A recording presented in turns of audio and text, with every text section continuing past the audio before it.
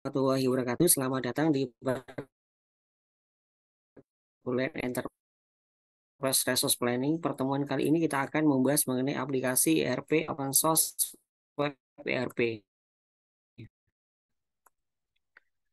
Adapun outline pada pertemuan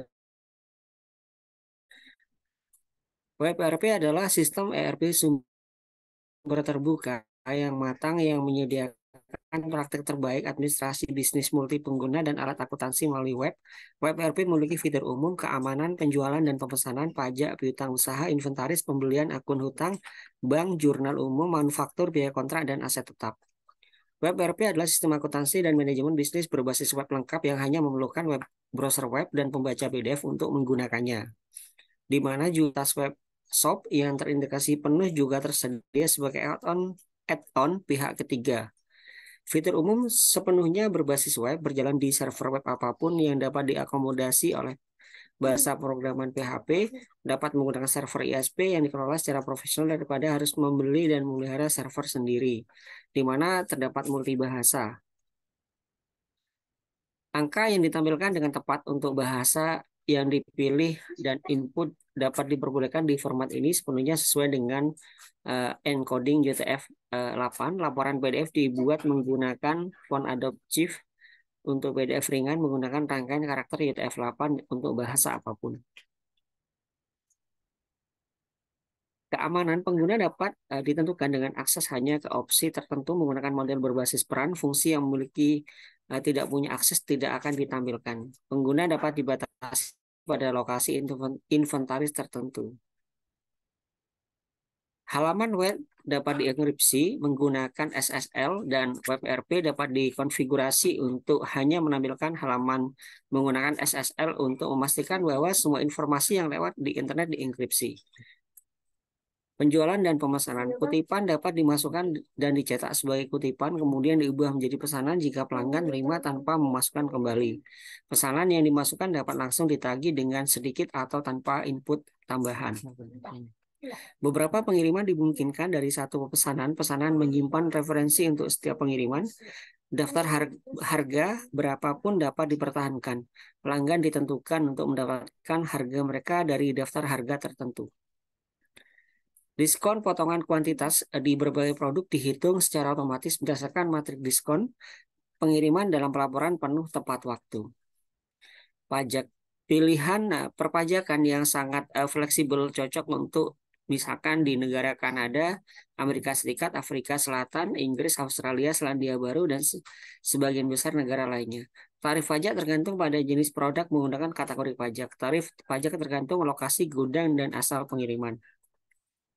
Piutang usaha penyelidikan keterlambatan jatuh tempo yang memperhitungkan hari pengiriman ke cabang pelanggan untuk menentukan pembayaran sebenarnya dapat ditentukan pengguna yang berlaku untuk pelanggan. Didukung oleh penyelidikan terperinci menggunakan faktur sebenarnya yang telah jatuh tempo. Posting buku besar yang fleksibel untuk penjualan dan jika diperlakukan juga harga pokok penjualan berdasarkan area penjualan dan kategori produk. Integrasi buku bersifat opsional. Sejumlah alamat pengiriman cabang dapat ditambahkan dilayani oleh staf penjualan yang berbeda dengan otoritas pajak yang berbeda dan area yang berbeda untuk tujuan analisis penjualan. Akun tidak terbatas dan jumlah cabang tidak terbatas dikirim ke alamat untuk setiap akun. Opsi untuk melakukan peta Google terintegrasi untuk lokasi pelanggan dan pemansok. Inventaris jumlah gudang lokasi penyimpanan tidak terbatas, jumlah stok dipertahankan untuk jumlah lokasi yang tidak terbatas, mengizinkan item stok dummy atau layanan yang dapat ditagih, diberi harga, dihitung biayanya tetapi tanpa catatan stok yang disimpan untuk item seperti tenaga kerja atau lainnya. Bagian KitKat dapat ditentukan di mana penggunaan inventaris berdasarkan penyelidikan bulan berdasarkan lokasi dan di semua lokasi. Laporan perencanaan inventaris yang menunjukkan penjualan 4 bulan terakhir dan bulan berjalan termasuk penjualan komponen perakitan, perubahan biaya persediaan dapat membuat entry buku besar untuk mencerminkan penghapusan atau penghapusan nilai saham. Sistem pencatatan stok memungkinkan bisnis untuk terus mencatat jumlah stok sistem pada saat penyelesaian penghitungan dibuat berdasarkan jumlah tersebut dan jumlah dimasukkan sebagai penghitungan barang. Pesanan pembelian dan pemasok dapat dalam mata uang apapun. Pesanan pembelian mencatat jumlah uang yang diterima dan jumlah yang ditagih serta jumlah asli yang dipesan. Pesanan pembelian dapat dikirim melalui email ke salah satu alamat email kontak pemasok yang ditentukan. Penetapan biaya pengiriman dapat diatur di beberapa pesanan pembelian dari pemasok yang sama dengan memilih hanya jalur yang dikirim. Secara bersamaan biaya yang dimasukkan terhadap lini ini terhadap pengiriman dari AP dibagi ke semua lini. Penetapan biaya pengiriman memungkinkan pembaruan otomatis biaya standar atau rata-rata tertimbang pada penutupan pengiriman. Akun hutang, pemasok dapat didefinisikan dalam mata uang apapun. Faktur pemasok tidak dapat dimasukkan dengan referensi yang sama dengan faktur sebelumnya. Akun hutang, faktur atau kredit pemasok dapat dimasukkan ke dalam catatan internal barang yang diterima dari pemasok melakukan pemeriksaan internal untuk memastikan hanya barang yang diterima saja yang dibayar. Modul penggantian pengeluaran kas kecil tersedia bagi staf penjualan untuk memasukkan klaim mereka. Bank, di mana di sini detail rekening bank dapat diatur sebanyak yang diperlukan dan nomor rekening dapat disesuaikan dengan definisi rekening bank.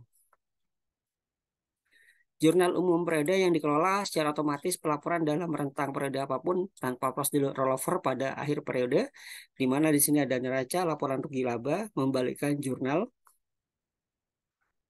Posting ke periode sebelumnya dapat dinonaktifkan berdasarkan tanggal transaksi untuk mencegah perubahan periode sebelumnya.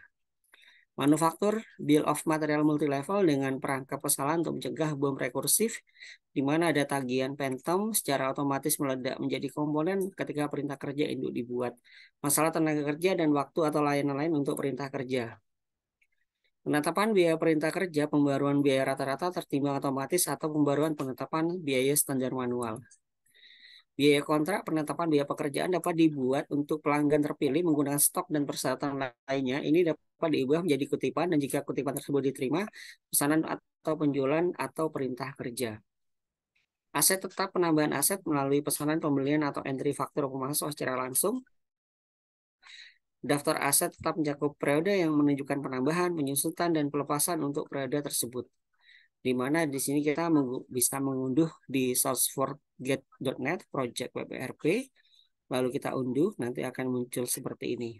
Di mana di sini adalah berisi WebERP dan webshop. Ringkasan sepenuhnya berbasis web dikodekan dalam PHP yang efisien untuk menghadirkan overhead yang sangat rendah pada perangkat kelas yang menampilkan layar dengan cepat dan mampu bekerja melalui koneksi bandwidth rendah. Sekarang dengan validasi formulir HTML5 dan JavaScript dan penyortiran tabel basis kode yang matang dengan fitur ada multi mata uang sampai dengan dapat diintegrasikan dengan jumlah wiki pihak ketiga.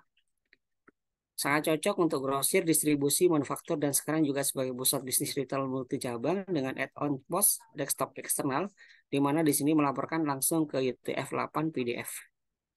Adapun fitur yang ada pada WebERP adalah sales order, akun receivable, sampai dengan ghost bill.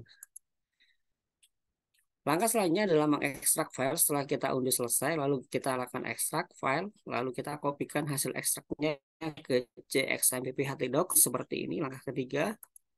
Lalu kita masuk ke localhost WebERP 415, install untuk indeks. Kita klik seperti ini. Di sini kita memilih bahasa yang akan dipilih, apakah menggunakan bahasa Inggris ataupun bahasa Indonesia. Next step. Lalu dilanjutkan dengan database setting, di mana ada hostname, localhost, database name, WebERP, lalu ada database username, root, ada passwordnya kita kosongkan, tekan tombol next. Dilanjutkan dengan company setting. Di sini untuk company name kita bisa buat nama PT perusahaan maju bersama. Default chat akunnya adalah default SQL. Untuk time zone-nya kita menggunakan Asia Jakarta. Company logonya kita siapkan untuk logo perusahaan. Untuk instalasi demo ini juga opsional, bisa kita checklist ataupun tidak. Lalu untuk WebERP admin akun, ini kita juga admin, email addressnya admin weberp.org, WebERP passwordnya kita menggunakan WebERP, re-enter password kita menggunakan WebERP. Khusus untuk company logo, di sini ada batasan di mana harus berupa file JPG dan tidak lebih dari 10K. Dengan pixel 170 pixel dikali dengan 80 pixel. Selanjutnya maka akan sudah diinstal, maka di sini akan muncul tampilan company, nama perusahaannya, misalkan WebRP Demo Company, username-nya misalkan di sini, ini ya admin, untuk passwordnya WebRP ini adalah defaultnya. Lalu kita tekan tombol login, maka akan tampil masuk ke menu utama WebRP, di mana di sini ada sales, di sini ada transaction, di sini ada inquiry and report, ada standard report and form, ada custom report, ada main menu, dashboard, customer, items, supplier, manual, dan logout. Di sini juga ada terkait dengan main menu, ada demonstration user, ada maintenance. Adapun referensi pada pertemuan kali ini sebagai berikut. Sekian, terima kasih. Sampai jumpa pada pertemuan selanjutnya. Wassalamualaikum warahmatullahi wabarakatuh.